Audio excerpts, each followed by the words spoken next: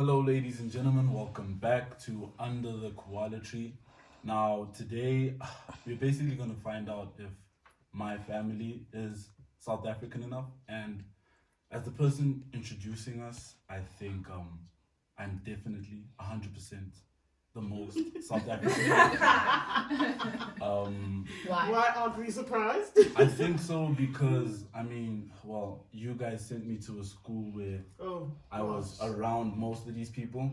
Of course, they went to a school where they were around most of them, but they were very snobby and a lot of those guys. The man was there. My school was just mostly black and South African.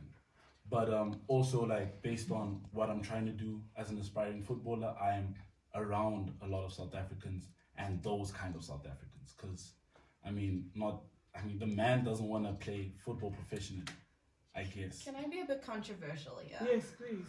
So does what makes you South African depend on who you surround yourself with? Because you pick up on their traits, you pick up on what they do. If that were the case, then foreigners wouldn't be told that they're not South African, exactly. even if they've lived here their whole lives. Okay, so what do general South Africans, what's the criteria? The criteria, siyakhuluma kancane, we talk, we have this thing, like, we're not as snobby as other people who have sushi. What? And No, blah, blah, no, you're blah. bringing food into this. Okay, no. Let me be real though. Yeah. I think based on me going to my primary school, that's basically what my life revolves around. So basically, the fact that your primary school was predominantly black is what makes you feel that you are more South African than the rest of us. Not only my primary school, but remember the friends that I had, we all wanted to play football professionally. And going to all of these places, like I've traveled a lot around Johannesburg, a lot to the townships as well because of football. And I've seen a lot of these people. I've been around them a lot more than my siblings, I think. I think for us as a family, our situation is incredibly complex, okay? Because, I literally coined a term, and I introduced myself as Ghanaian by birth, British by upbringing, and South African by choice. Well, I'm married to a South African, been married to him for 31 years, and, have lived here now for about 20 years. So, suddenly I'm almost acceptable. Almost. It's interesting you mention that because I have I met a travel blogger and she is probably like third generation Nigerian living in the US, and so she actually went and wrote a blog and she mentioned me and she actually sort of described me in a similar way where it's Nigerian born, British raised, South African. Yeah. So it's wow. So look, I think sometimes there's a little bit of confusion as well, and things that come into it. If we talk about South Africans as well, there are a lot of South Africans that lived outside of South Africa and who were in exile. Yeah. And so where exactly do they fit? I think that's another thing, and maybe it's a mistake that us as parents make, is that sometimes when we go abroad, we want our children to assimilate and learn the language quickly and learn English quickly. So we don't necessarily teach our kids our own home language. I remember going to Ghana 2 years ago, and I was in a cab. And the cab driver actually said to me, "The Fanti you're speaking is like 40 years old." He was right. It was even more confusing when we went to Kenya. In Kenya, they used to introduce us as the Ghanaian, Nigerian, British, South African Kenyans. What? So I tend to feel that it is not completely bad. Okay. All right. Because in some ways, I said even as a Nigerian, I was not a Nigerian, because in Nigeria is very tribalistic. So you have to fit into one of those tribes, and I don't fit into those tribes. So I found myself, even my friends, we came from the smaller tribes. Okay, it's those who didn't fit into any one of those groups. Okay, let's form our own. That was it in A level. By the time you get to university is a big city. Did you go to university in Nigeria? Yeah. Really? Before England? Yes. Oh. So you do your own stuff there. Then another challenge is people like to mix with their own. So you even find Nigerians will find Nigerians here, South Africans abroad will look for South Africans. And I think there's no enriching. We don't learn. We want to do the same things in Nigeria if we're South Africans that we would have done here. In the UK, we want the same thing. And sometimes we used to have South Africans come in, students, there are 200, 300 of them, and they're all going to come together. So in high school, I obviously went to a predominantly white high school, and I was seen as an other black. So a more acceptable black because I spoke a certain way. And it's not because I chose to speak this way, it's just how I was raised. My mom has a bit of an accent. I was born in England. And the black girls didn't like me.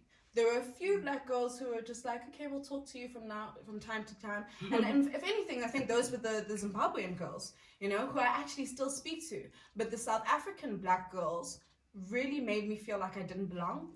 And then naturally I fell into being the token black girl. And you pick up on certain things, you pick up on the ways in which they think, because you absorb your surroundings. And I started to also be like, oh, that black person's a bit, you know, ghetto, and it's just, you know, the things that I was exposed to until I got to varsity and I took my first taxi, and I was exposed to a whole bunch of other black diverse Talking groups. about taxis, I have to make you laugh. I don't know if you weren't there, Naledi, but the first time we told Lindy to take a bus, not a taxi, but a bus, she was so upset that she said, I'd rather staple my tongue to my ears. But that was just the mentality I had then. And then I started to, I think, open my mind up to wanting to experience different cultures, but especially among black people, because I wanted to feel like I'm a South African. I'm a black South African woman. And I need to be able to feel comfortable in all my spaces. And as I've gotten older, as I mean, obviously I've exposed myself to a lot more different types of people. I've realized that I don't necessarily fit into the South African mold of what a South African black woman is. And that, I think, would be, do you speak your home language, first of all? And as much as our parents didn't teach us, I didn't feel like that was something I had to be ashamed of. I speak English very well. I'm able to communicate with you. So why should you class me based on the fact that I can't speak your language? And I'll say your because it's not my home language. It's not what I was raised speaking. But they're always like, what's your mother tongue? So I think English. I think what also complicates it for us as a family is the fact that even the you know, the patriarch of the family is very how shall I say? No, it's not that. He's very accommodating, and he recognizes the fact that as a family we're very diverse. His own children, my husband and his siblings, were raised in the UK and Nigeria. So now, because of that, and then here I am, a Ghanaian, British, whatever, mishmash. Then there's Jamaican. Naledi's mother is Nigerian, and then we've also got you know, his sister, your dad's sister's kids. I mean, whose father is Jamaican Canadian. So it then becomes a case of what is the universal language that can bring us all together. When we used to come on holiday, it was only for about 6 to 8 weeks at the most, and we'd stay at different places. When you come on holiday to South Africa? So we arrive in South Africa in a place called Brakpan, where my granny was. Brakpan is very multi-cultural. So they'll speak Zulu. My grandmother was Xhosa, so she speaks Xhosa in the Really? house. Wow, guys. My father, it's Sotho. You go on the streets primarily, a lot of the time, it's Zulu. So you're never able to pick up, others you pick up some kind of funny mishmash, fanagalo, of the three languages. And then you go to where my other grandparents were staying, and they were staying in northern Pretoria, so it's Tswana. You go to Soweto now, we're speaking a bit of Zulu here, a bit of that. So it's such a mishmash, you will never be able to pick up any language in those 6 weeks. Right. When we first came here, you were 15, and you had to start school and, you know, get used to the culture. She definitely wasn't 15. I was. Yeah, she was 15. Yeah. So I think the first school, Sundown High, I think there wasn't even. She was 14, turning 15. Yeah. I think with my first initial thing was South Africa with the divide of the color. You know what I mean? Blacks against whites type of thing.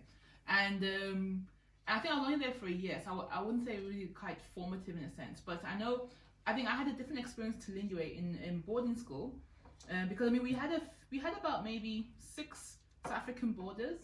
The rest of them were all from like from other African countries type of thing. And I think the South African boarders I was part of, I think they were more worldly, I must say.